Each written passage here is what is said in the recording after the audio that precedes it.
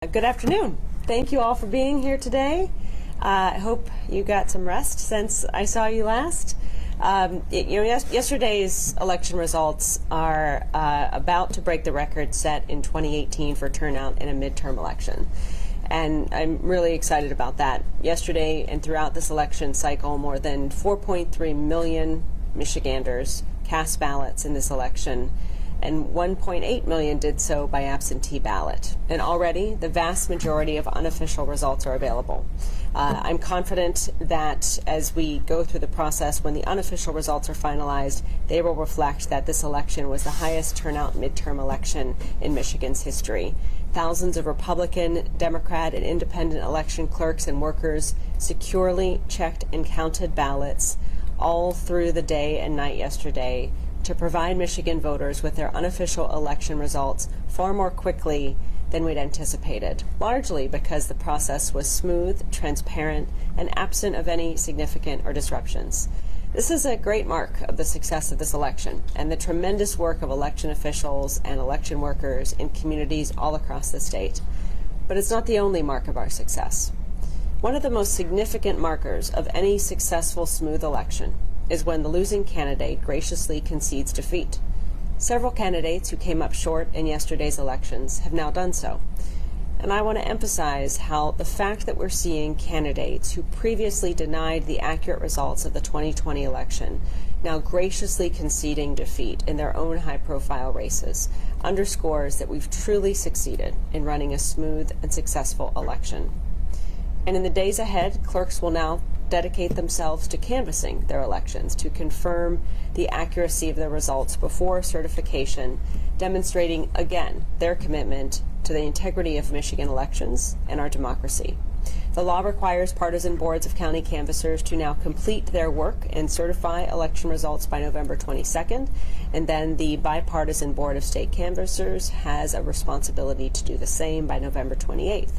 If elections require or if candidates request recounts, those occur after the canvasses are complete and the election is certified. My office is going to release a short video today that explains the process so that all voters can see how the canvass process works and where we go from here.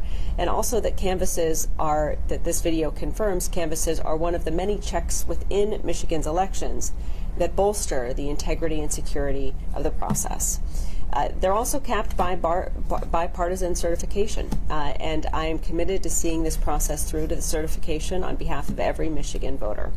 After the canvass and any recounts are complete, we'll also conduct thorough, multiple, bipartisan post-election audits to again affirm even more with transparency the best practices that we have in place and ensure that we can affirm them for future elections, as well as affirming voters' well-placed faith in our democracy. Following a record-breaking day like yesterday, I want every voter to know that their vote was counted fairly and that the results of the election are indeed an accurate reflection of the will of the voters.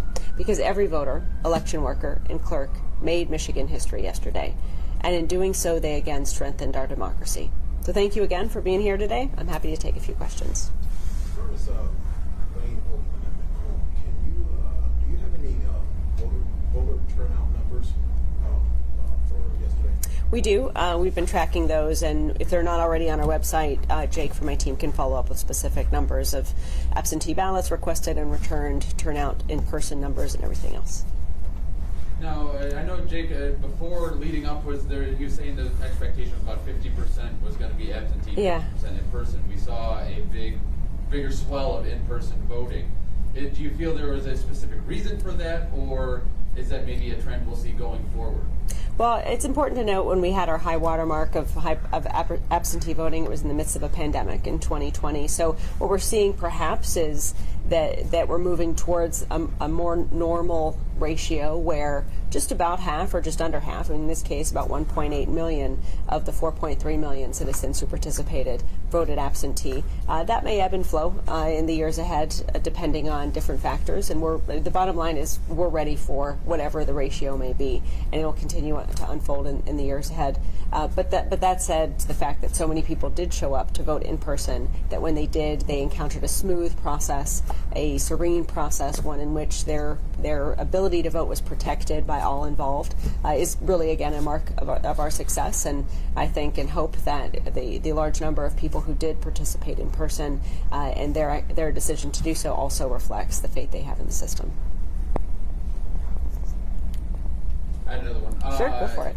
What exactly are the thresholds for an automatic recount for certain races? And then are you aware of any that are going to be close once we get through the canvassing process? Yeah, we'll see how that unfolds. We'll sift through and Jake can get you the specifics on the triggers for a recount.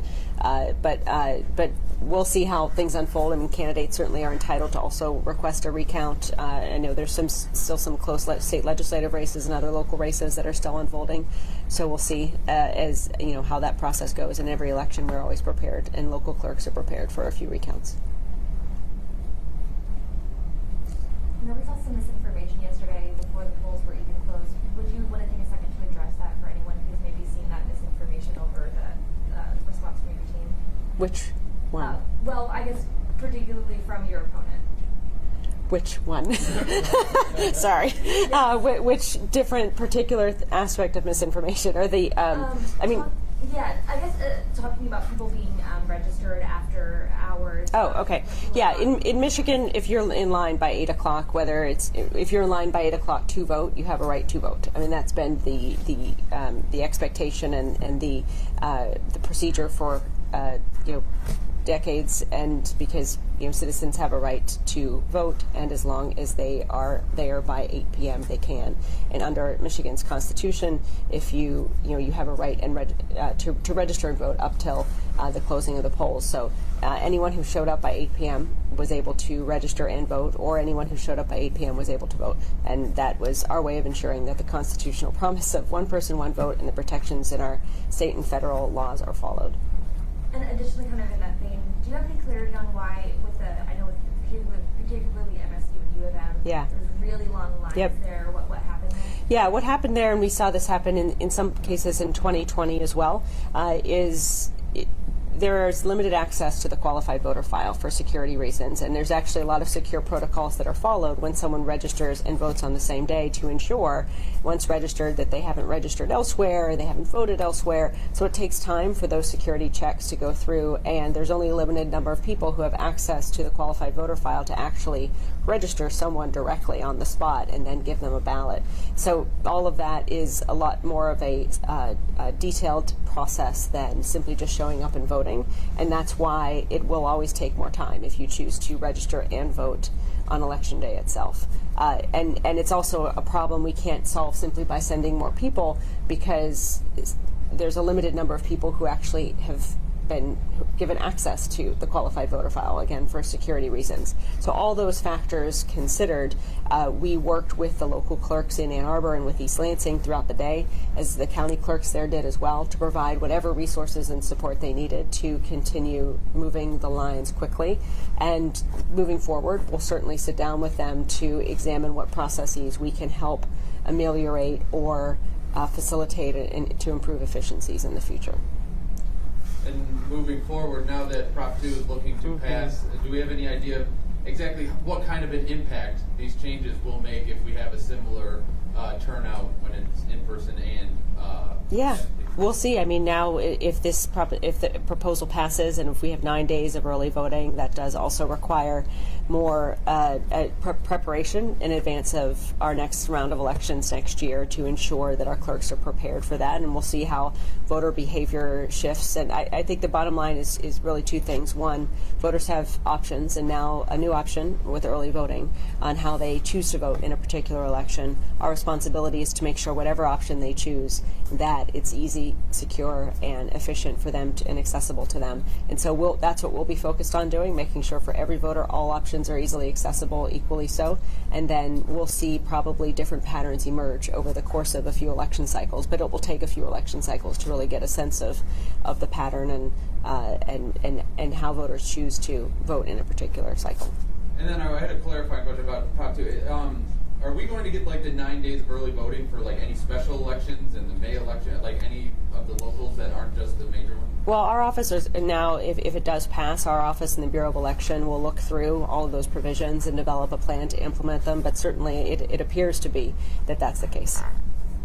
But stay tuned, because we've got more work to do to ensure, just as we did with the implementation of new proposals in 2018, that those proposals, if they are ultimately enacted, which it looks like they are, will be ready to implement. And I look forward to working with the legislature to ensure we're doing it in a robust, data-driven way.